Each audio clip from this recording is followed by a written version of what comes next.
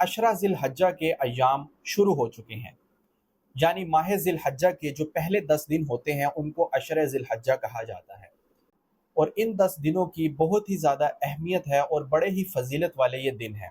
آپ صلی اللہ علیہ وسلم نے فرمایا، جس کا مفہوم ہے کہ عشرہ ذی الحجہ کے اندر، یعنی ان 10 دنوں کے اندر عبادت کرنا اللہ تعالیٰ کو بہت ہی زیادہ پسند ہے۔ ان دنوں کے اندر ایک دن کا روزہ سال بھر کے روزوں کے برابر ہے، اور ہر رات کی عبادت شب قدر کی عبادت کے برابر ہے۔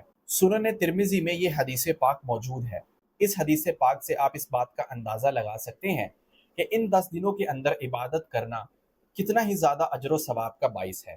آئیے اب جان لیتے ہیں کہ ان 10 دنوں کے اندر کیا عبادات کی جائیں، ان 10 دنوں کے مسنون اعمال کیا ہیں۔ آئیے جانتے ہیں۔ کثرت سے لا الہ الا اللہ، اللہ اکبر اور الحمدللہ کا پڑھنا، یعنی ان کی تسبیحات کرنا۔ دوسرا کام توبہ اور استغفار کی کثرت کرنا۔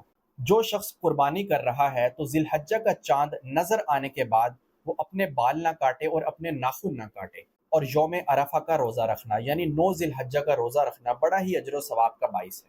اور 9 ذی الحجہ کو یعنی یوم عرفہ کے دن دعائیں مانگنا بہت زیادہ۔